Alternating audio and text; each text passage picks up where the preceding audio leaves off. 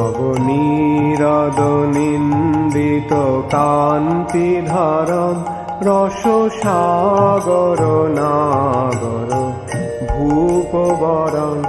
हरे कृष्णा, सादर प्रणाम। हम लोग श्रीमद् भागवतम के तीसरे स्कंद में हैं, 26वां अध्याय चल रहा है। आज हम लोग श्लोक संख्या 4 से कंटिन्यू करेंगे, 4 से 7 तक करेंगे। श्रीमद् भागवतम 3.26.4 to 7, 4 नंबर श्लोक। स एषा प्रकृतिं सूक्ष्मां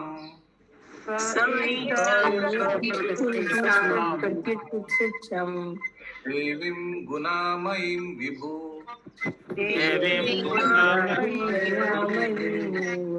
यदृच्छा य गोपगतं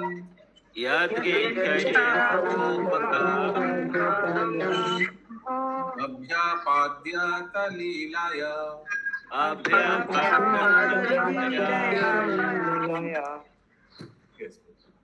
उस महान से महानतम श्री भगवान ने सूक्ष्म भौतिक शक्ति को अपनी लीला के रूप में स्वीकार किया।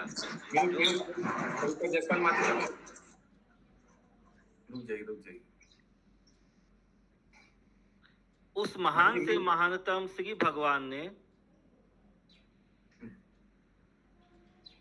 सूक्ष्म भौतिक शक्ति को अपनी लीला के रूप में स्वीकार किया, जो त्रिगुणमयी है और विष्णु से संबंधित है। Okay, as his pastime, that's SPOG, the greatest of the great, accepted the subtle material energy.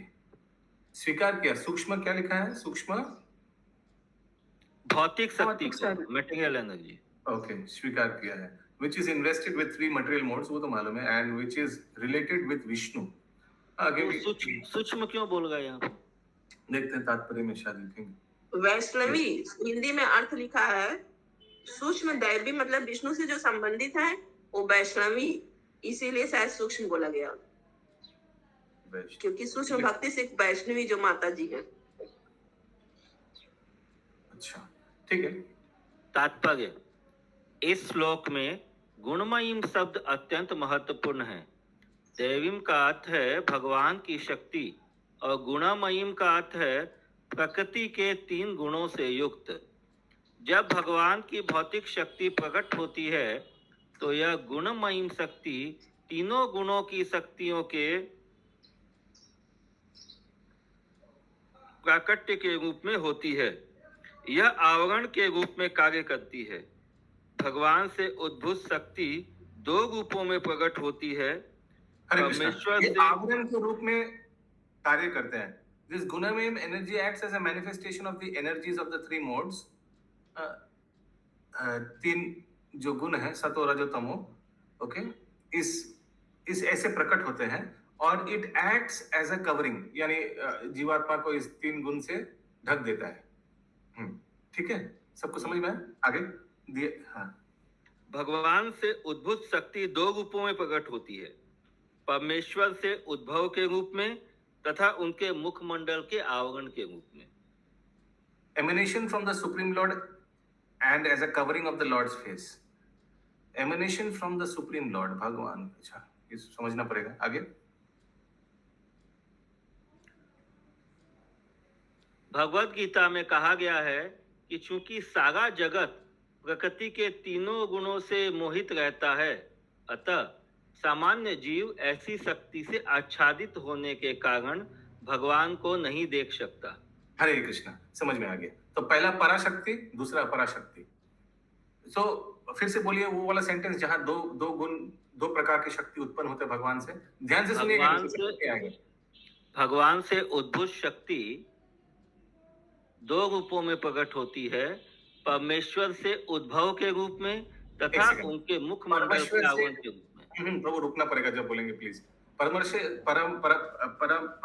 से उद्भव वो वाला है पराशक्ति, what is emanating from the lord, और जो उनको ढक देते हैं वो क्या है? अपराशक्ति। प्रकृति विद्धिमाम अपराम, यानी माया शक्ति जो है वो अपराशक्ति, वो भगवान को ढक देता है और भगवान को कोई समझ नहीं पाता है उसके लिए। ठीक है दिलीप प्रभु, समझ में आया ये 2 प्रकार? शशि माता जी, उनके मुखमंडल के आवरण के रूप में तो भगवान का मुखमंडल को बोल गए क्या यहाँ पे?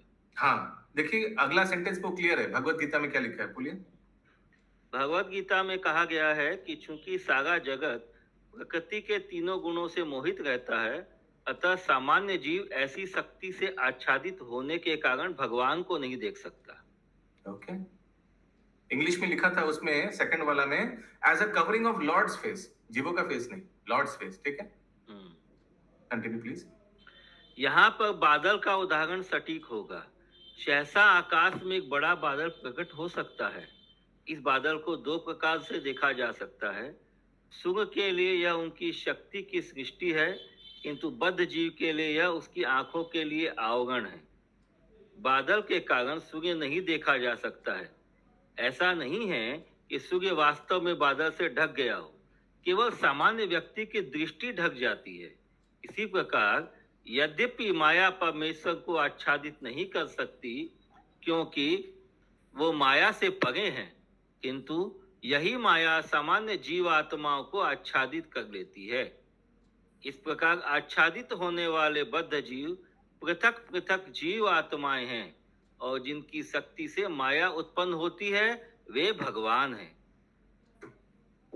To those conditioned souls who are covered are individual living entities, and he from whose energy Maya is created is the supreme personality of Godhead.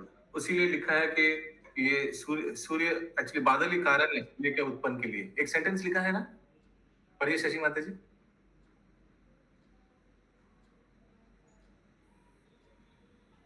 बादल के कारण नहीं देखा जाता। सूर्य के लिए यह उनकी शक्ति की सृष्टि है।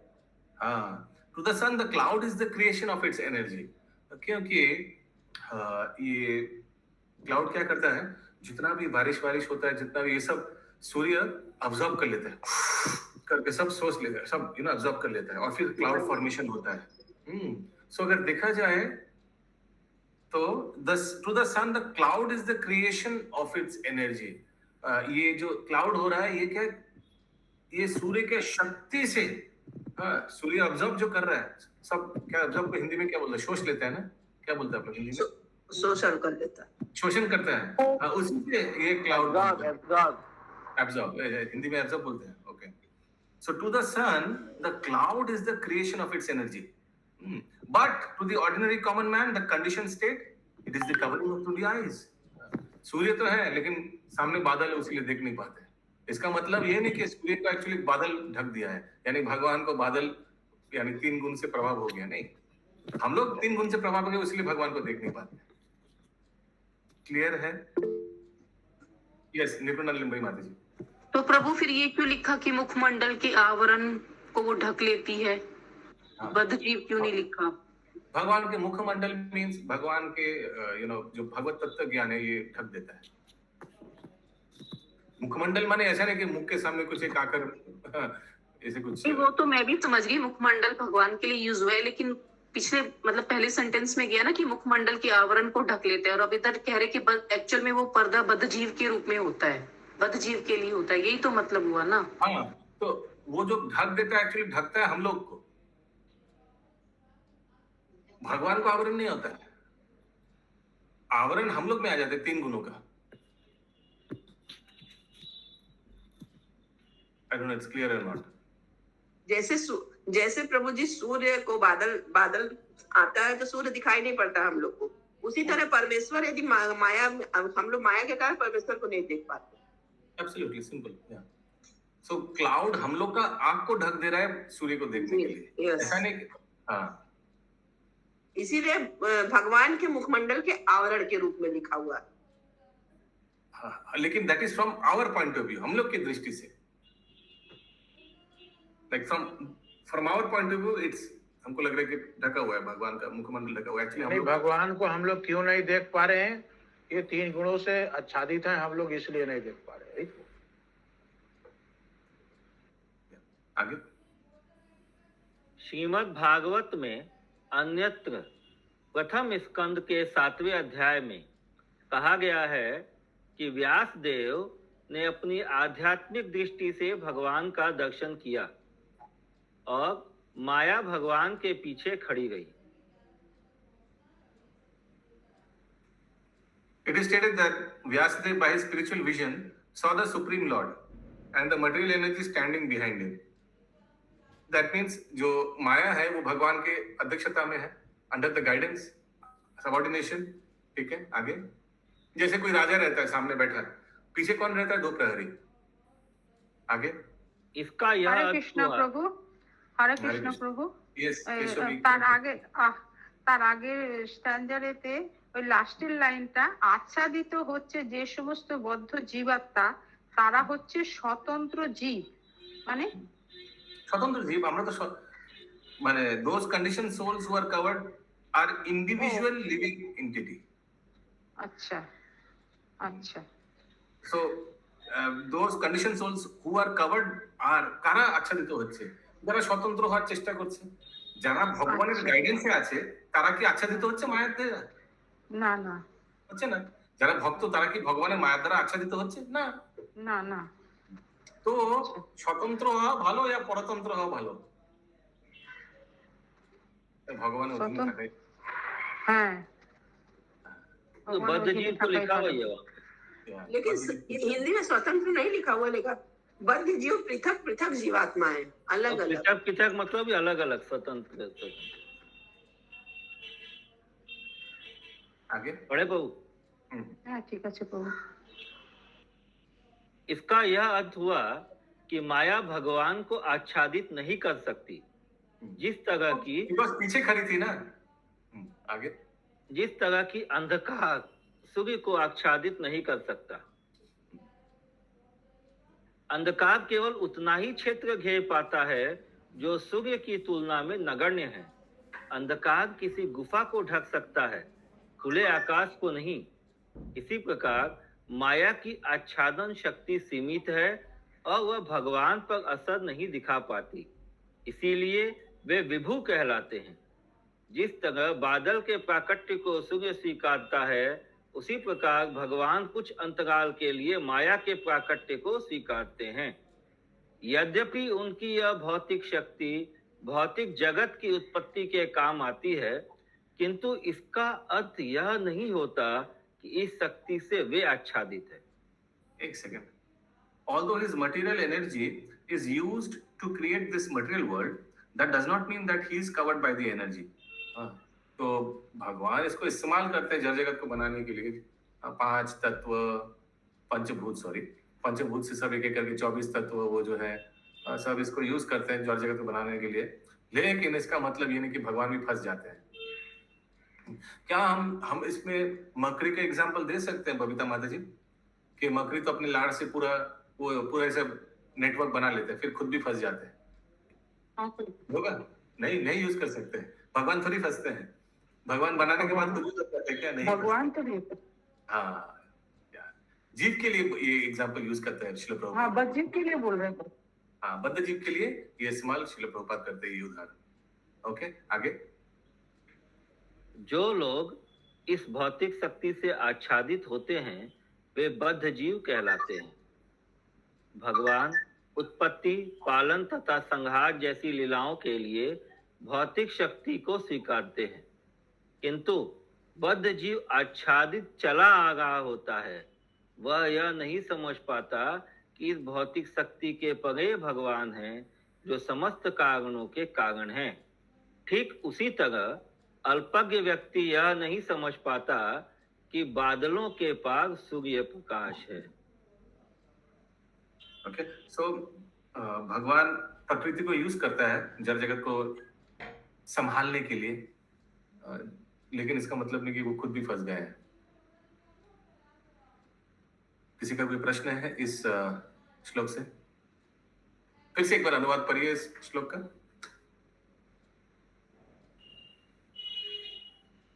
एक्चुअली जो हम लोग आज तक जितना भी कृष्ण कॉन्शियस का जितना भी तत्व है, एक एक तत्व कपिल मुनि माता देवहूति को बोलेंगे, एक एक तत्व। तो कोई नया चीज हम लोग नहीं पढ़ेंगे सांख्य योग में, एवरीथिंग सेम। हाँ प्रभु जी। उस महान से महानतम श्री भगवान ने सूक्ष्म भौतिक शक्ति को अपनी लीला के रूप में स्वीकार किया, जो त्रिगुणमयी है और विष्णु से संबंधित है। हाँ, विष्णु से संबंधित है। क्यों? कौन सा विष्णु? ये 3 पुरुष अवतार जो है, कारणोदक्ष है या महाविष्णु, 2 नंबर क्या है गर्भोदक्ष और 3 नंबर किलोदक्ष या। तो ये विष्णु का कार्य क्या है? वाई कृष्णा, कोई बोलते ना, तर्क करता है जगत में, विष्णु बड़ा है या कृष्ण बड़ा है, कृष्ण विष्णु से आया है ना। नहीं नहीं नहीं, शास्त्र पढ़ के हम लोग को ये समझ में आता है कृष्ण अनादिर आदिर गोविंदा है और विष्णु उनका एक्सपेंशन है। विष्णु क्यों एक्सपेंशन है?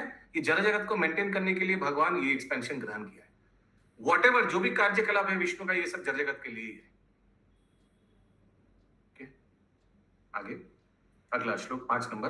प्रभु यहाँ अनुवाद में ये भी जो लिखा है कि विष्णु से संबंधित है माया, मतलब वो डायरेक्ट टच में नहीं है भगवान से। वाया विष्णु, हाँ, to do with Vishnu, yes. Srila Prabhupada किनका उदाहरण देता है? जेलर का उदाहरण देता है ना, कि जेलर जो है वो है तो जेल में रहता है, जेल में तो रहता है ना, जेलर जो है जेल में ही रहता है, लेकिन क्या वो कैदी है? नहीं, वो क्रिमिनल नहीं है। तो वैसे ही Vishnu has to do, Vishnu का जो कार्यकलाप है सब इस जड़ जगत के लिए ही है, इसको मेंटेन करना। जैसे जेलर का कार्यकलाप क्या है? सबको अंदर ही रखना, हेड काउंट लेना, कोई भाग नहीं गया ना, उन लोग को पिटाई करना। वैसे माया देवी का कार्य है किसी को यहाँ से भागने नहीं देना। मंगलम भगवान विश्व मंगलम करो। हाँ, जेलर अपना मर्जी से अंदर है, बाकी लोग बाध्यता से अंदर है। हाँ, फिर जब जेलर का क्या कर्तव्य है, हम लोग को अंदर अच्छा से रखना, निकलने का भागने का कोई व्यवस्था ना हो, इसलिए बड़ा बड़ा दुर्ग बना लेना, ठीक है ना? ओके, सुख सुविधा देना। हाँ, और बीच बीच में अच्छा पिटाई। यस, राजीव बांग प्रभु रिपीट कीजिए मेरे बाद ये श्लोक, 5 नंबर श्लोक। गुणेर विचित्र सृजतिम, बोलिए प्रभु। गुणचित्ता सृजति स्वरूप प्रकृतिम प्रजा, स्वरूप प्रकृतिं प्रजा, विलोक्य मुमुहे साध्या, त्रिलोक्या मोह साध्या, स इह ज्ञान गुहया। स यः ज्ञान गुह्या। यस प्रभु, अनुवाद पंकज प्रभु। अपने 3 गुणों से अनेक प्रकार में विभक्त यह भौतिक प्रकृति जीवों के स्वरूपों को उत्पन्न करती है और इसे देखकर सारे जीव माया के ज्ञान आच्छादक गुण से मोहग्रस्त हो जाते हैं।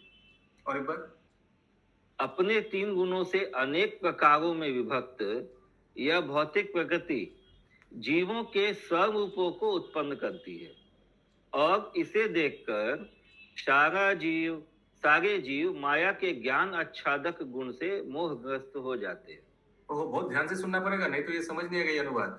Divided into varieties of three fold modes. 3 गुण तो है, क्या क्या 3 गुण है? रजो तमो सतो, सतो रजो तमो। हाँ, लेकिन डिवाइडेड इनटू वैरायटीज, इसमें भी बहुत वैरायटी है। सतो रजो, रजो तमो, तमो सतो, सतो रमो, ऐसे ऐसे करके थोड़ा 5% सतो, बाकी रजो, बाकी तमो, ऐसे करके ये मिक्स करके क्या बनाया भगवान ने? 84 लाख शरीर बनाया है। 84 लाख शरीर बोलना भूल होगा, 84 लाख कॉन्शियसनेस।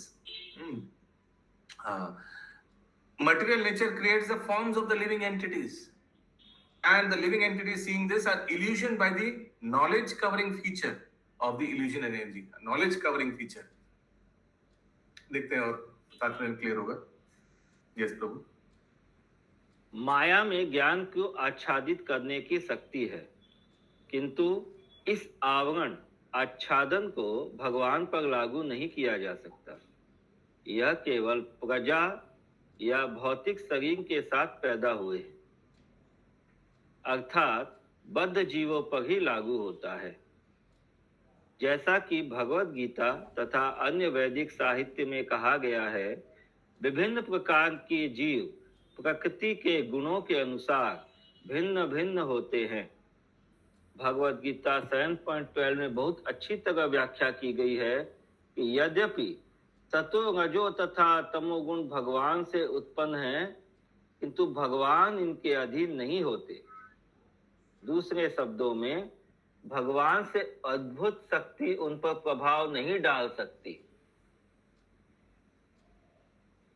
वह बद्ध जीवों पर प्रभाव डालती है जो भौतिक शक्ति से आच्छादित रहते हैं। भगवान समस्त जीवों के पिता है, क्योंकि वे भौतिक शक्ति में जीवों का गर्भाधान करते हैं। इसीलिए बद्ध जीवों को भौतिक शक्ति से उत्पन्न शरीर प्राप्त होते हैं, और जबकि इन जीवों का पिता 3 गुणों से पृथक ही रहता है। ओके, तो भगवान सब भौतिक जीवों के पिता है। कौन सा श्लोक याद आ रहा है भगवत गीता से?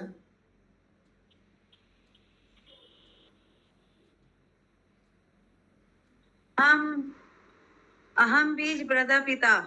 हाँ, okay, that is also there. अहम सर्वस्व प्रभवो, वो भी हो सकता है। मत्त सर्व प्रवर्तते। प्रभु ये वाला ज्यादा अच्छा लग रहा है ना, अहम बीज प्रदापिता। हाँ, यह ज्यादा इम्प्रेग्नेट्स लिखा है ना, impregnates material energy with the condition soul.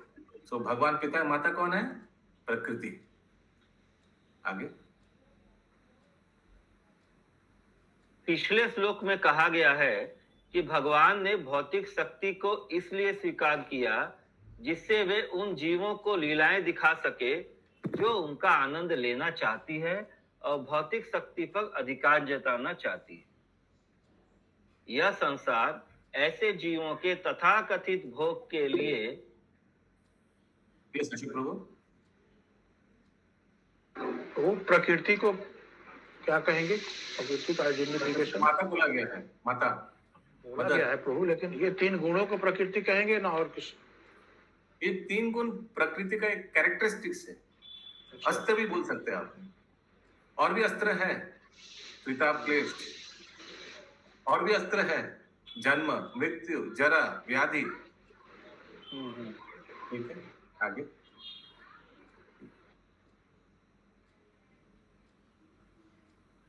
Gita का 7.12 श्लोक का कौन सा होगा प्रभु जी?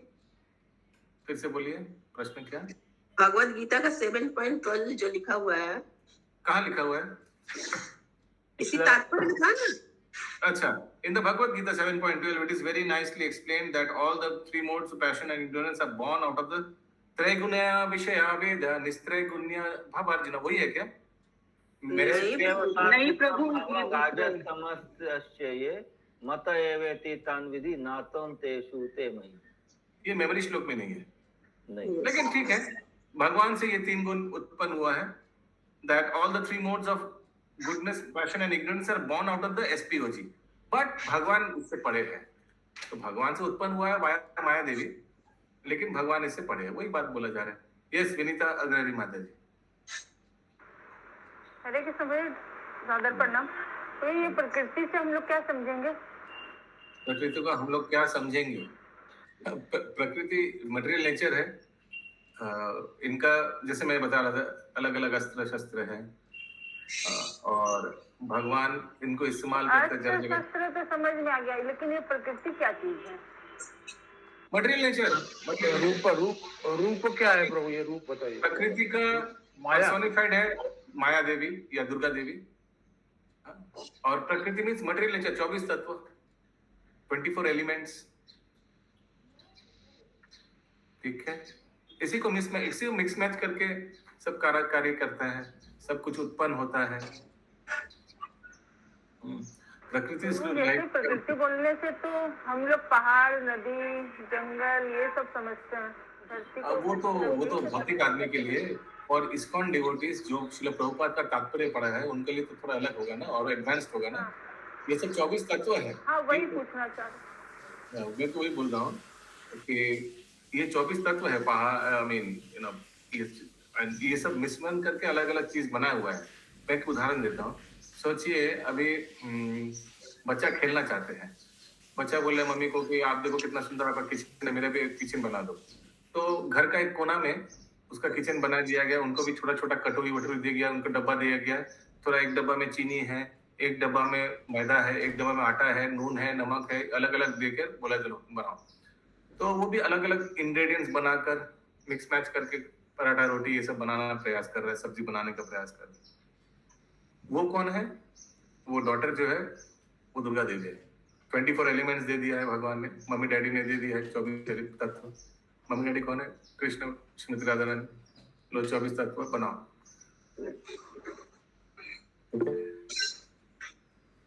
यस निंदा नीलमणि माता जी। हाँ प्रभु ठीक है।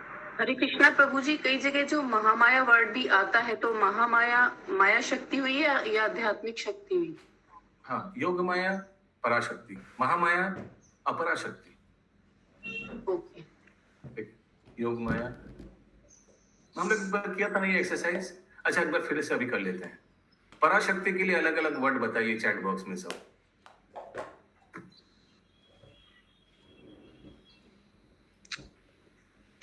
चैट बॉक्स में लिखिए सब पराशक्ति के लिए।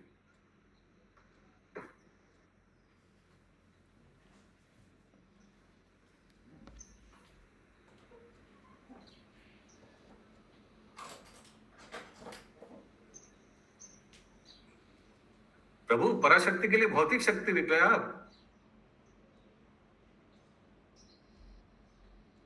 ये क्या है खुशबू माती? यू माया, मेरे को माया बोल रहे हैं आप? मिस्टेक हो गया प्रभु, हम कर रहे थे। हरे कृष्ण। अंतरंग शक्ति, चित शक्ति, हाँ करेक्ट। योग माया, लादिनी, ओके। अभी पराशक्ति का 3 प्रकार है, लादिनी, संवित और संदिनी। ओके, अंतरंग शक्ति, आध्यात्मिक शक्ति, वेरी नाइस। आध्यात्मिक शक्ति इज एक्सीलेंट, या good. Yoga Maya, correct, very nice, yes, okay ठीक है। अभी और मत लिखिएगा कोई। अभी अपराशक्ति का अलग अलग वर्ड लिखिए। अपराशक्ति के लिए अलग अलग वर्ड लिखिए चैट बॉक्स में सब।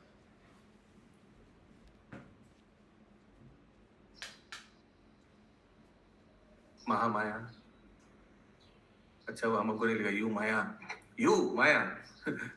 ओके फिर नेक्स्ट, भौतिक शक्ति और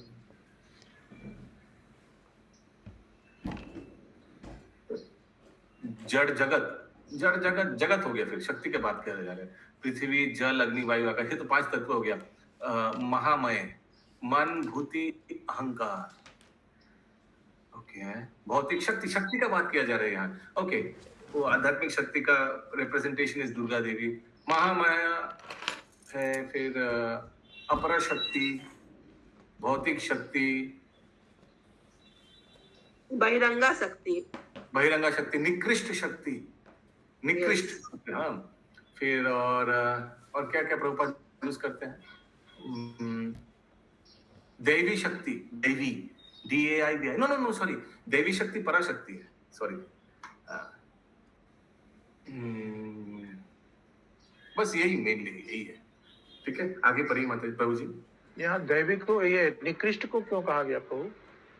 हाँ, 3 प्रकार। लोअर है इसलिए। लोएस्ट, लोअर नहीं, लोएस्ट। लोअर है तटस्थ शक्ति, लेकिन है तो भगवान की दी हुई। अरे आप सीक्वेंस देखिए, निकृष्ट क्यों बोला है? सबसे उत्कृष्ट क्या है? पराशक्ति। वो तो ठीक है प्रभु। बीच में क्या है? बीच में क्या है पहले बताइए। गिरा हुआ ना प्रभु जी, गिरा हुआ। तटस्था शक्ति। देखिए शक्ति, अशोक प्रभु ये कॉन्सेप्ट क्लियर नहीं है। हम पूछा बीच में कौन, आप बता नहीं पाए। बीच में तटस्थ शक्ति क्यों है अशोक प्रभु? निकृष्ट प्रभु जी गिरा हुआ। मनुष्य है। हाँ मनुष्य, हाँ बीच में तटस्थ शक्ति क्यों है बताइए। तटस्थ शक्ति क्या बोले पूछो? तटस्थ शक्ति बीच में क्यों है? बोले प्रभु जी। ये दोनों का स्तर जो है, एक उच्च श्रेणी में आता है, एक निम्न श्रेणी में आता है। बीच में मनुष्य चूंकि अपने कर्मों से उन्नत हो सकता है, इसलिए। ये सुषमा माता जी। प्रभु जीव स्वतंत्र है, वो अंतरंगा शक्ति को भी अपना सकता है, और पराशक्ति को भी अपना सकता है, और अपराशक्ति को भी। हाँ इसलिए वेरी नाइस। तटस्थ है। यहाँ भी जा सकता है, इसे कहीं भी जा सकता है जी। और सबसे नीचे हम I am sure Prabhupada use करते हैं ना निकृष्ट शक्ति, निकृष्ट वर्ड यूज करते हैं गायत्री माता जी ये अपरा शक्ति के लिए। एकदम नीचे गिरा हुआ तो निकृष्ट बोलते हैं। गिरा हुआ जो साउंड हमारे नहीं आ रहा। सुनाई। हाँ अभी बेटर है, हाँ बोलिए। निकृष्ट शक्ति को माने गिरा हुआ शक्ति बोलते हैं प्रभु। गिरा नहीं, उस हिसाब से गिरा नीचे हुआ, गिरा हुआ है, उसी पर बोले। हाँ सबसे लोएस्ट बोल सकते हाँ, हैं। नीचे एकदम अपरा, because it has no tinge of spirituality. At least तटस्थ शक्ति में एक चीज है, वो है क्या? भगवान का अंश है। ओके आगे। बद्ध जीवों के कष्टों के लिए इस भौतिक जगत की उत्पत्ति क्यों हुई, यह अत्यंत जटिल प्रश्न है। पिछले श्लोक के लीलया शब्द में जिसका अर्थ भगवान की लीलाओं के लिए है, इसका संकेत मिलता है। भगवान बद्ध जीवों के भोग परक स्वभाव को सुधारना चाहते हैं। भगवत गीता में कहा गया है कि भगवान ही एकमात्र भोक्ता है, अतः यह भौतिक शक्ति उसके लिए उत्पन्न की गई है जो भोग करने का स्वांग भरता है। यहाँ एक उदाहरण उपयुक्त होगा। सरकार को पृथक पुलिस विभाग की आवश्यकता नहीं पड़ती, किंतु यह वास्तविकता है कि कुछ नागरिक राज्य के नियमों का पालन नहीं करेंगे, अतः आतताइयों से निपटना आवश्यक हो जाता है। आवश्यकता न रहने पर भी आवश्यकता रहती है। इसी प्रकार बद्ध जीवों को कष्ट देने के लिए इस भौतिक जगत को उत्पन्न करने की कोई आवश्यकता न थी, किंतु साथ ही कुछ ऐसे लोग हैं जो नित्य बद्ध है, अर्थात निरंतर बद्ध रहते हैं। हम कहते हैं कि वे अनादि काल से बद्ध रहे हैं, क्योंकि कोई यह नहीं पता लगा सकता कि जीव जो परमेश्वर का भिन्न अंश है, कब भगवान की श्रेष्ठता के प्रति विद्रोही बन गया।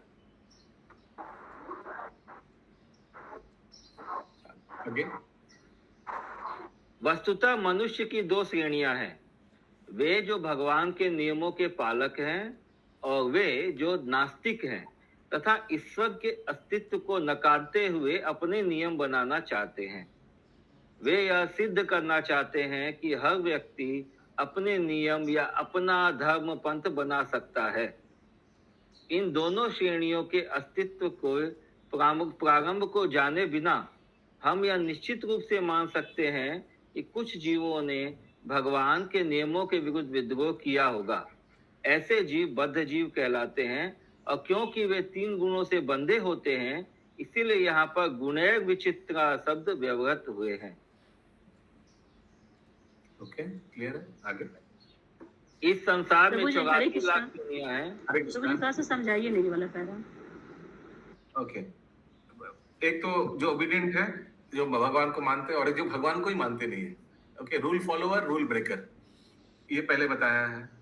दे want to establish that everyone can create their own, अपना अपना लॉ बनाते हैं। भगवान को क्यों मानता नहीं है? क्यों अपना আমার নিজের আইন কানুন মানবো আমি। I'll make my laws for my own self. And without tracing out the beginning of the existence of these two classes, we can take it for granted that some of the living entities revolted against the laws of the Lord. Without tracing out the beginning of the existence of these two classes, we can take it for granted. ये समझ में आता है कि कुछ जीव ने भगवान का विरुद्धता किया है, और ये सब जीव को बद्ध जीव बोला गया है। क्यों? क्योंकि ये तीन गुणों से बद्ध है। उसीलिए गुणैर विचित्र शब्द को यूज किया गया है। तीन गुण से बद्ध है ये जीव जो भगवान के विरुद्धता किया, यही बताया गया है। ठीक है प्रभु जी, थैंक यू। इस संसार में 84 लाख योनियां हैं। आत्माओं के रूप में ये सभी इस जगत से परे हैं, तो फिर वे जीवन के विभिन्न अवस्थाओं में अपने आप को क्यों प्रदर्शित करते हैं? इसका उत्तर यह है कि वे प्रकृति के तीन गुणों के चक्र के अधीन रहते हैं। चूंकि उनकी उत्पत्ति भौतिक शक्ति से हुई, अतः उनके द्वारा उनके शरीर भौतिक तत्वों से बने होते हैं। भौतिक शरीर से आच्छादित होने के कारण आध्यात्मिक स्वरूप समाप्त हो जाता है। इसीलिए यहाँ पर मुंहे शब्द प्रयुक्त हुआ है, जिससे इंगित होता है कि वे अपने आध्यात्मिक स्वरूप भूल गए हैं। आध्यात्मिक स्वरूप की यह विस्मृति जीवों में पाई जाती है, क्योंकि वे प्रकृति की शक्ति से आच्छादित होने के कारण बद्ध रहते हैं। एक अन्य शब्द भी प्रयुक्त हुआ है, ज्ञान गुहया। गुहा का अर्थ है आवरण। चूंकि छोटे छोटे बद्ध जीवों का ज्ञान आच्छादित रहता है, अतः वे अनेक योनियों में प्रकट होते हैं। श्रीमद् भागवत के प्रथम स्कंद के 7वें अध्याय में कहा गया है, जीव भौतिक शक्ति से मोहित रहते हैं। हरे Yes, कृष्ण। बिल्कुल बोलिए। प्रभु जी, यहाँ पे जो ये है छोटे छोटे बद्ध जीव, तो ये छोटे छोटे बद्ध जीव कौन हुए? हम लोग छोटा छोटा बद्ध जीव, भगवान के अंश। ये शशि माता जी, मेरा भी वो प्रभु जी। because the knowledge of the minute conditioned souls is covered, they are exhibited in so many species of life.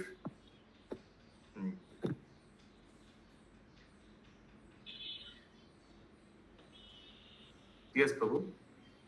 तो प्रभु जी ये जो छोटे छोटे जब हम लोग हुए तो फिर बड़े बड़े जीव कौन हुए, बद्ध जीव? सभी छोटे छोटे हैं। बड़े बड़े में नहीं, ऐसे नहीं कि हाथी हो गया तो बड़ा बद्ध जीव होगा।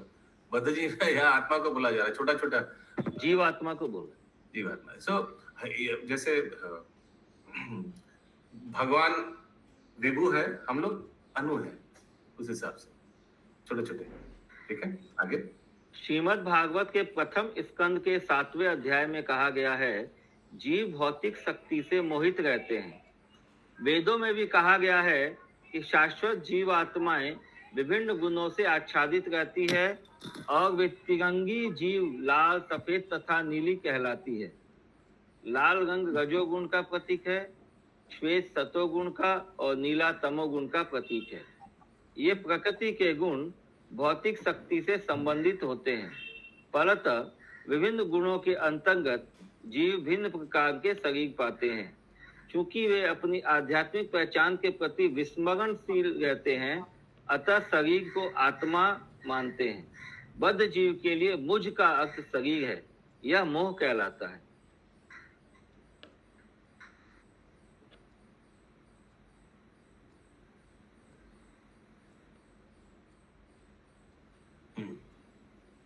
Last para.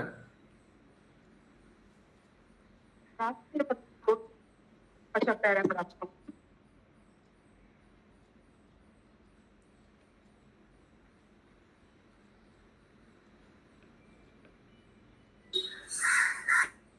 कठोपनिषद में बार बार कहा गया है कि पूर्ण पुरुषोत्तम भगवान कभी भी भौतिक प्रकृति के द्वारा प्रभावित नहीं होते।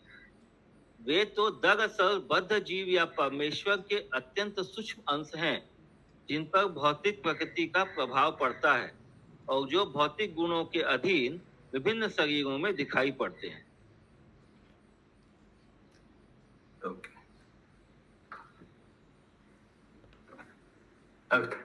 अगला श्लोक 6 नंबर। यहाँ पे प्रभु जी वे तो दरअसल जो लिखा है मनुष्य के लिए बोला गया ना, जीव के लिए, बद्ध जीव के लिए बोला गया।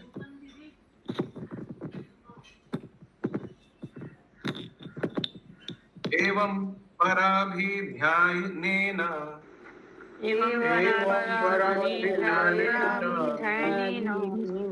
कर्तृत्वं प्रकृते पुमान्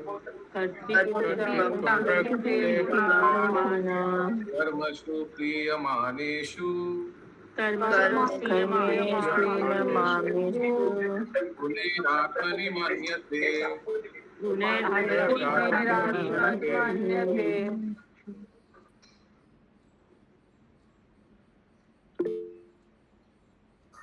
यस शशि माता जी। प्रभु जी यहाँ पे बद्ध जीव या परमेश्वर के अत्यंत सूक्ष्म अंश लिखा है हिंदी में। तो कौन सा सेंटेंस? वही जो अभी पूछे, वे तो दरअसल बद्ध जीव या परमेश्वर के अत्यंत सूक्ष्म अंश है। It is rather the condition soul, बहुत जड़ जगत के बद्ध जीव के बारे में। तो या लिखा हुआ बीच में ना, बद्ध जीव या परमेश्वर के सूक्ष्म अंश, दोनों एक ही है, दोनों एक ही है। परमेश्वर और बद्ध जीव एक ही है। परमेश्वर के अंश पूरा पढ़िए। इनफाइनेटेसिमल पार्ट, भगवान के छोटा छोटा अंश, इनफाइनेटेसिमल पार्ट्स। ओके, ठीक है, आगे अनुवाद हो गया। ये श्लोक पढ़ना होगा। हाँ, अपने विस्मृति के कारण जीवात्मा प्रकृति के प्रभाव को अपना कर्म क्षेत्र मान बैठता है और इस प्रकार प्रेरित होकर त्रुटिवश अपने को कर्मों का कर्ता मानता है।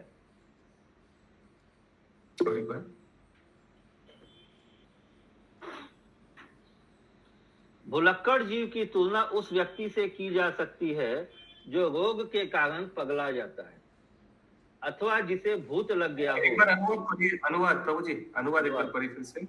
अपनी विस्मृति के कारण दिव्य जीवात्मा प्रकृति के प्रभाव को अपना कर्म क्षेत्र मान बैठता है और इस प्रकार प्रेरित होकर त्रुटिवश अपने को कर्मों का कर्ता मानता है। यस, निर्गुण लिम्बरी माता जी। हरे कृष्णा प्रभु जी, इधर जीवात्मा को दिव्य क्यों कहा गया है?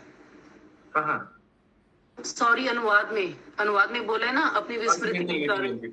भगवान के अंश है जीवात्मा, आत्मा तो दिव्य ही है। क्या तात्पर्य? भुलक्कड़ जीव की तुलना उस व्यक्ति से की जा सकती है जो रोग के कारण पगला जाता है अथवा जिसे भूत लग गया हो और जो अनियंत्रित कर्म करते हुए भी अपने को नियंत्रित समझता है। प्रकृति के वशीभूत होकर बद्ध जीव भौतिक चेतना में लीन रहता है। इस ये ऐसे चेतना कुछ में है कि it is like a sarcasm, you know. Divya जीव भुलक्कड़ होकर प्रकृति को अपना घर मान बैठता है या अपना जगह मान बैठता है। You know, it is like a sarcasm, समझ रहे आप? है भगवान जैसे इंद्र देवराज है, लेकिन वो भी यहाँ जड़ जगत में आकर फंस गया और इसी को घर समझ में बैठ गया और जाने भी नहीं चाह रहा था वापस। वैसे अनुवाद लिखा है। Because of his forgetfulness, the transcendental living entity accepts the influence of material energy as his field of activities. Transcendental living entity, Divya जीव, लेकिन क्या जड़ जगत का भौतिक कार्य को भी अपना कार्य मान बैठता है। आगे प्रभु। प्रकृति के वशीभूत होकर बद्ध जीव भौतिक चेतना में लीन रहता है। इस चेतना में बद्ध जीव भौतिक शक्ति के वशीभूत होकर जो भी कार्य करता है उसे वह आत्म प्रेरित मान बैठता है। वास्तव में आत्मा को अपनी शुद्ध अवस्था में कृष्ण चेतना में रहना चाहिए। जब कोई व्यक्ति कृष्ण चेतना में कार्य नहीं करता तो समझा जाता है कि वह भौतिक चेतना में कार्य कर रहा है। चेतना मारी नहीं जा सकती क्योंकि जीव का लक्षण ही चेतना है। भौतिक चेतना को केवल शुद्ध करना पड़ता है। कृष्ण या परमेश्वर को स्वामी के रूप में स्वीकार करने तथा अपनी चेतना को भौतिक से कृष्ण चेतना में बदल देने से मनुष्य मुक्त हो जाता है। इसलिए श्रील प्रभुपाद बताते थे कि ISKCON is an institution to purify consciousness. चेतना तो है सब में, लेकिन उसको शुद्धिकरण करता है इस्कॉन। यस, निर्गुणा लिम्बरी माता जी। हरे कृष्णा प्रभु जी, जो तात्पर्य में लाइन की है ना, इस चेतना में बद्ध जीव भौतिक शक्ति के वशीभूत होकर जो भी कार्य करता है उसे वह आत्म प्रेरित मान बैठता है। तो उसे वह मान्यते आत्म प्रेरित, self actuated, I am the doer. Okay, 7 number अंतिम श्लोक। तदास्य संस्मृतिर्बन्धा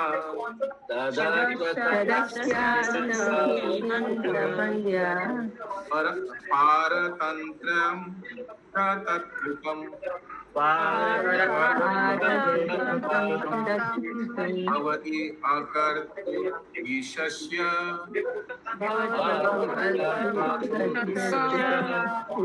साक्षिणो निवृत्तात्मनः।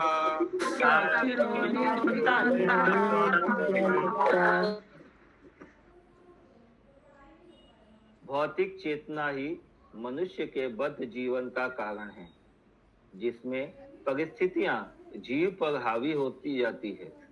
यद्यपि आत्मा कुछ भी नहीं करता और ऐसे कर्मों से परे रहता है, किंतु इस प्रकार वह बद्ध जीवन से प्रभावित होता है।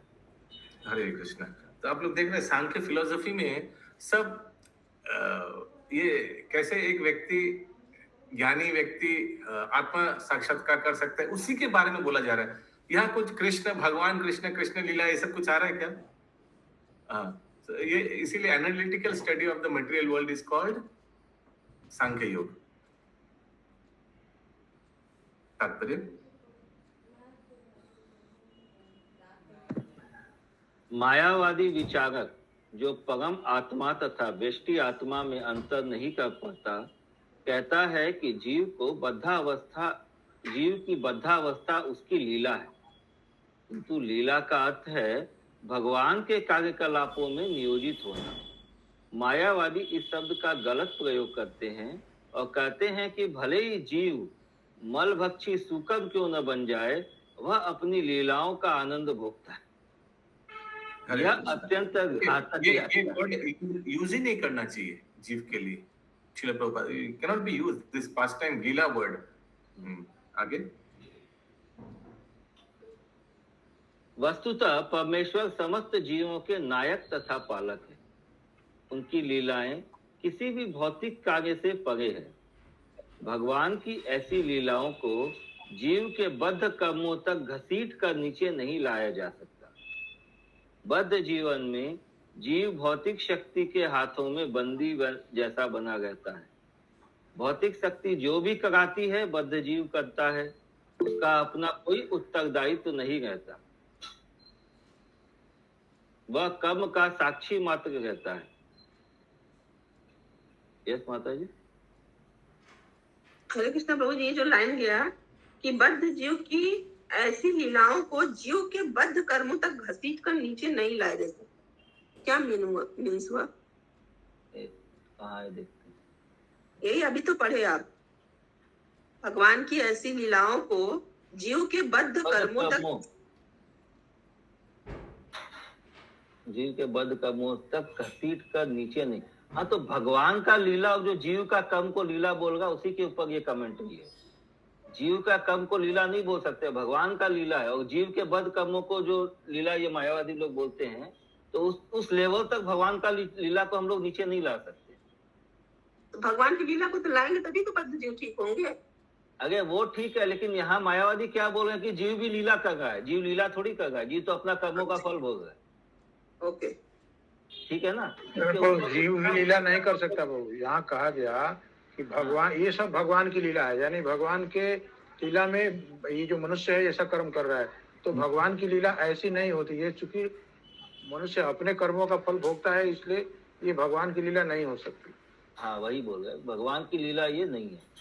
इसलिए उस लेवल तक इसको नीचे नहीं लाया जा सकता, जो नीचे घसीट के नहीं लाया जैसा जो यूज बोल रहे हैं। तो भगवान की लीला को नीचे बद्ध जीवों के लीला कर्मों तक नहीं लाया जा सकता। कंटिन्यू प्रभु। यस, एक मिनट, कहाँ था?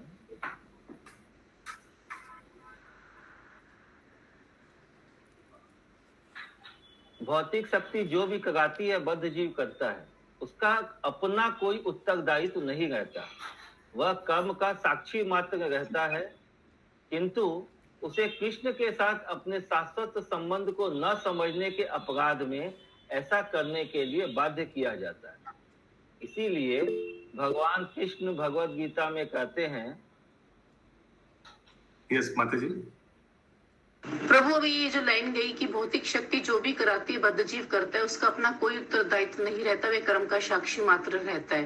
लेकिन पिछले वर्ड्स लाइंस में कहीं गया था कि आत्मा साक्षी मात्र रहता है, वो क्योंकि वो दिव्य होता है। तो फिर बद्ध जीव कैसे साक्षी यहाँ मात्र प्रसंग अलग है, रहते हैं? यहाँ प्रसंग अलग है, यहाँ प्रसंग अलग है। यहाँ बोला जा रहा है कि living entity is forced to do, वो शरीर ऐसा देंगे। सोचिए किसी को अगर टाइगर का शरीर मिल गया ये अलग अलग गुणों के मिश्रण से, ठीक है, तो अभी टाइगर अगर सोचेगा घास खाएगा, क्या वो खाएगा? नहीं, उसका he is forced to eat non-veg. He cannot act anything against. वो he is forced। वैसे अभी पढ़िए ये एग्जाम्पल को याद रखते हुए पढ़िए वो लाइन फिर से। हाँ, समझ में आ गया प्रभु। हाँ, so प्रसंग अलग है। Whatever the material energy dictates, the conditioned soul does. He has no responsibility. He is simply the witness of the action, but he is forced to act in that way due to his offense in his eternal relationship with Krishna. भगवान से विरोध करने के लिए ऐसा शरीर मिला, अभी उसको फोर्स 3 गुण का सहारा लेना ही पड़ेगा, 3 गुण में फंसे रहेगा, कुछ कर नहीं सकते हैं वो। लेकिन प्रभु यहाँ उत्तरदायित्व नहीं रहता, ये तो ठीक नहीं हो पा रहा है। अगर देखा जाए तो कुछ कर नहीं सकते। ये तो मैं बता रहा हूँ, क्या टाइगर को बोल सकते हैं आप तुमने नॉनवेज खाया है तुम्हारा पनिशमेंट होगा? नहीं बोल सकते। वो नॉनवेज खाएगा, वो शरीर ही मिला ऐसे। आप उसको नहीं बोल सकते वो अपना सीमित स्वतंत्रता यूज कर रहा है ना प्रभु जी, वो नॉनवेज, वो तो वेज भी खा सकता है। नहीं, कुछ कर नहीं सकता है वो। ऐसा शरीर मिला है कि उसको नॉनवेज ही खाना पड़ेगा। यस, नंद कुमार प्रभु। इसीलिए लिखा है फोर्स्ड, यहाँ लिखा है, अशोक प्रभु पढ़ना पड़ेगा, he is forced to do whatever. देखिए लिखा है whatever the material energy dictates the condition soul does, जैसा प्रकृति मटेरियल जैसे बोलता है उसको। लेकिन प्रभु हमने कहा कि उत्तरदायित्व तो उसको मिलता है, कर्म के भोग को मिलता है ना, तो कर्म का भोगी तो उसी को बनना पड़ता है। आप वो सोच रहे हैं कि ये जीव अपना सीमित स्वतंत्रता यूज करता है तो उसको उत्तरदायित्व लेना पड़ेगा, वो वाला एंगल से मत देखिए इसको। प्रकृति के गुण में जो शरीर मिला है उसका शरीर का जो कर्तव्य है उसको पालन करना ही पड़ेगा। अगर वो मछली बन के जन्म लिया, उसको पानी में ही रहना पड़ेगा उस जीवन। फोर्स टू डू, उस हिसाब से देखिए इसको, उस एंगल से देखिए इसको। नंद कुमार प्रभु। कृष्ण प्रभु, जैसे बता रहे के भौतिक एनर्जी के कारण ही सारा कार्य होता है, जैसे जो अपना तो जो इसके कारण होता है, तो भगवान तो हमें बुद्धि देते हैं, तो फिर हमारे नहीं, सब जगह काम नहीं करेगा। वो मनुष्य शरीर मिलने से आप उसको चेतना को इस्तेमाल कर सकते हैं और आप विद्रोह कर सकते हैं माया से। आप कोई शरीर में माया से विद्रोह कर सकते हैं? दूसरे शरीर में तो नहीं होगा। आपको जो शरीर दिया है उसको पालन करना ही पड़ेगा, उस शरीर का धर्म को। ठीक है, ठीक। विनीता गरी माता जी। तो ये इसका क्या मतलब हुआ? वो कर्म का साक्षी मात्र रहता है, उसका अपना कोई उत्तरदायित्व नहीं रहता, वह कर्म का साक्षी मात्र रहता है। मतलब जस्ट अ विटनेस, गलत कार्य करेगा और just he cannot change the actions, he has to just be a spectator। वो बदल नहीं कर सकते, he cannot stop killing। मैं वही उसीलिए टाइगर का एग्जांपल लिया, just has to blindly follow। जो वो 80 लाख में जस्ट चुपचाप जो शरीर का धर्म है उसको पालन करना पड़ेगा, उस 80 लाख में कुछ नहीं कर सकते आप। आगे। इसीलिए भगवान कृष्ण भगवत गीता में कहते हैं कि माया इतनी प्रबल है कि वह दुर्लभ्य होती है, किंतु यदि जीव केवल इतना ही जान ले कि उसकी स्वाभाविक स्थिति कृष्ण की सेवा करना है, और यदि वह इस नियम के अनुसार कार्य करता चले, तो वह कितना ही बद्ध क्यों न हो, माया का प्रभाव तुरंत दूर हो जाता है। वेरी गुड, तो वेरी नाइस। तो एक तो ये 80 लाख के लिए जबरदस्ती जो है शरीर का नियम पालन करना पड़ता है। मनुष्य में भी, मनुष्य शरीर में भी अगर जो व्यक्ति अज्ञान है, मैं उस दिन अपना कजन से बात कर रहा था, उनको बहुत समझा रहा था कि स्मोकिंग छोड़ दो, गुटखा छोड़ दो, शराब छोड़ दो। वो बोल रहा था कुछ ये होगा ही नहीं, आई एम हेल्पलेस। मैं बहुत बार चेष्टा की लेकिन मैं नहीं कर पाऊंगा, मैं हाथ उठा दिया, नहीं कर पाएगा, बोला बशीभूत हो गया, कुछ कर नहीं सकते। बहुत बार ट्राई किया, फिर ये भी बोला उन्होंने, शुभंकरी माता जी, कि हमको मालूम है हम गलत कर रहे हैं, हमको मालूम है, हमको खराब लगता है इसके बारे में, लेकिन हम sorry, I can not help it. मैं बहुत इसके बारे में सोचता हूँ तो मैं परेशान हो जाता हूँ, इसलिए मैं सोचना बंद कर दिया। सोचिए, ये भी बात बोल दिया, मैं सोचना बंद कर दिया, क्योंकि हमको मालूम है हम ये सोच के कोई फायदा नहीं होगा, हम कर नहीं पाएंगे। तो पूरा वशीभूत हो जाता है, वो विटनेस है और कुछ नहीं कर सकते। लेकिन फिर श्रील प्रभुपाद बताते हैं, क्या बताते हैं श्रील प्रभुपाद? मामेव ये प्रपद्यन्ते मामेतं तरन्ति ते। जो शरणागत होगा उसके लिए कुछ भी संभव है। तो इस्कॉन के आने के बाद व्यक्ति को बोलना नहीं पड़ता, कुछ सालों में ऐसे ही छोड़ देते, प्रभु मैंने सिगरेट छोड़ दिया, प्रभु मैंने चाल नियम पालन शुरू कर दिया, बोलना नहीं पड़ता ऐसे ही। हालांकि हम लोग फिर भी बोलते हैं हरे कृष्णा, लेकिन नॉट नीडेड, ऐसे ही हो जाएगा। जब करिए, क्लास में आइए, चाल नियम वैसे ही हो जाएगा। आगे यहाँ कॉन्ट्राडिक्टरी हो जाता है ना प्रभु, ये दोनों एकदम नहीं। कहाँ कॉन्ट्राडिक्टरी बताइए? जैसे यहाँ पर एक और बात आई है कि माया इतनी प्रबल है कि वो दुर्लभ्य होती है, किंतु यदि जीव केवल इतना ही जान ले कि उसकी स्वाभाविक स्थिति कृष्ण की सेवा करना है, हाँ बस, और कुछ नहीं जानना है। बस जो व्यक्ति जानेगा कि मैं कृष्ण का नित्य दास हूँ, और तो ये जानने के लिए भी तो कुछ अलग उसके विपरीत कुछ करना पड़ेगा ना। It is added to it. That goes without saying. Yeah, I mean, जानना माने अगर सचमुच जानेगा व्यक्ति, knowledge means what? Knowledge includes application. कोई नहीं तो वो ज्ञान पूर्ण होगा अशोक प्रभु। है ना, बिना जानकारी के तो कुछ होगा भी नहीं, कर भी नहीं तो पाएगा। Without application knowledge is incomplete, without application, without acceptance and without application knowledge है। हम लोग को याद है वो अलग अलग स्टेजेस बताया था। पहले इंद्रियों से ज्ञान संग्रह करना, फिर उसको मानना, एक्सेप्ट इट, जो बोल रहे हैं सही बोल रहे हैं। अगर आप एक्सेप्ट नहीं करते तो उसको प्रश्न पूछिए, लेकिन बाद में यू हैव टू एक्सेप्ट और reject, that is for knowledge. Third stage, fourth stage apply, fifth stage क्या है? प्रचार, बाकी को अप्लाई करवाइए। Okay, then knowledge is complete. आगे पंकज बाबू। किंतु यदि जीव केवल इतना ही जान ले कि उसकी स्वाभाविक स्थिति कृष्ण की सेवा करना है, और यदि वह इस नियम के अनुसार कार्य करता चले, तो वह कितना ही बद्ध क्यों न रहे, माया का प्रभाव तुरंत दूर हो जाता है। भगवत गीता के 7वें अध्याय में इसका स्पष्ट कथन हुआ है। जो कोई असहाय होने के कारण कृष्ण की शरण लेता है, उसका भाग कृष्ण ले लेते हैं, और इस तरह माया का प्रभाव मिट जाता है। कौन सा श्लोक होगा प्रभु जी यहाँ पे? 7:14 ना, वही होगा ना, 7:14। ये सब गुणमयी। नहीं, वो तो ऊपर वाला, जो कोई असहाय होने के कारण कृष्ण की शरण लेता है, उसका भार श्री कृष्ण ले लेते हैं। 7वें अध्याय में लिखा है ना इसका। वही है 7:14 वही है। उसका सेकंड लाइन, मामेवै प्रपद्यन्ते मायामितं तदन्ति। जो शरण ले लेता है, मामेव प्रपद्यन्ते। आत्मा वास्तव में सच्चिदानंद है, शाश्वत आनंद तथा ज्ञान से पूर्ण है, किंतु माया के चंगुल में वह बारंबार जन्म, मृत्यु, रोग तथा वृद्धावस्था का कष्ट पाता है। मनुष्य को इस सांसारिक परिस्थिति से निपटने तथा अपने आप को कृष्ण भक्ति तक लाने के लिए उद्योगशील रहना होता है, क्योंकि इस तरह उसके दीर्घकालीन कष्टों का सहज ही अंत हो सकता है। संक्षेप में कहा जा सकता है कि बद्ध जीव को जो कष्ट मिलता है, वह प्रकृति के प्रति उसकी आसक्ति के फलस्वरूप होता है। इसीलिए इस आसक्ति को जड़ पदार्थ से श्री कृष्ण में स्थानांतरित कर दिया जाता है। ये चालू करो। इसलिए बहुत इंपॉर्टेंट सेंटेंस वो है, व्यक्ति को बहुत उत्साह रहना पड़ेगा। One has to be serious to cure. Serious को क्या लिखा है इधर? उद्योगशील। सीरियस होना पड़ेगा। जो सीरियस, पहले प्रॉब्लम को समझना पड़ेगा, एक्सेप्ट करना पड़ेगा। उद्योगशील मतलब हो गया एक्टिव ना, क्या एक्टिव। सीरियस इंग्लिश में लिखा है serious to cure. Serious to cure, इसको साफ करने, गड़बड़ है, गड़बड़ को साफ करने के लिए सीरियस होना पड़ेगा व्यक्ति। अच्छा प्रभु, एक सवाल थोड़ा बताइएगा।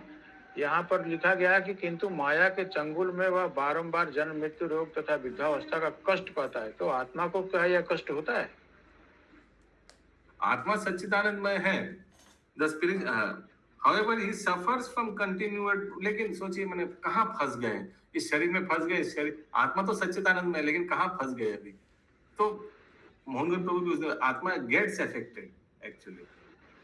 देखिए, सोचिए क्या बताएं अभी। सोचिए ये एक कोई शालिग्राम शिला है, ठीक है। शालिग्राम शिला पवित्र है, हाँ ऑफ कोर्स, साक्षात भगवान है। लेकिन ये सोचिए हम कोई गलत जगह में रखे शालिग्राम शिला को। हाँ, शालिग्राम शिला तो पवित्र है, इंद्रावती माता जी है ना। शालिग्राम शिला कहाँ मिलता है? गंडकी नदी। गंडकी नदी नहीं, गंडकी है। पवित्र जगह में रखे, क्या वो कंफर्टेबल होगा? बताइए। मगर इसका मतलब तो पूजा स्थान में तो रखते हैं, शालिग्राम पूजा करते हैं। कहीं भी रखो शालिग्राम शिला पवित्र ही रहेगा प्रभु जी।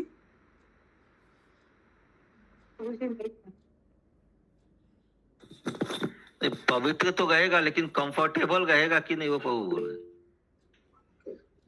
प्रभु जी, हम लोग स्टोरी में सुनते हैं ना कि एक जो वो सब्जी या क्या बेचने वालों को मिल गया था शालिग्राम, वो मोची को अरे वो नॉनवेज बेचता था, कसाई को। यानी आत्मा को सफरर बनना पड़ता है शरीर के साथ, यही नहीं यहाँ कहा गया। शरीर के साथ अटैच होने के कारण वो सफर करता है, क्योंकि वो शरीर को अपना मानने लग जाता है, लेकिन अपने आप को कष्ट तो शरीर से नहीं पहचानता है। पाता। आत्मा तो कष्ट पा नहीं सकता है, लेकिन वो शरीर के कारण वो कष्ट में रहता है। Okay, yes, affected. Hare Krishna Prabhu, लेकिन कभी कभी कोई तकलीफ मन में आता है तो बोलते हैं ना आत्मा को बहुत कष्ट हो रहा है, तो वो कष्ट वो कैसे तो हमारी चेतना है माता जी, वो तो हम सोचते हैं, लेकिन ऐसा होता तब तक पंकज प्रभु काहुत पे, अंकित प्रभु काहुत पिंग दे दीजिए। अंकित प्रभु, ग्रंथराज श्रीमद् भागवतम की जय। जय।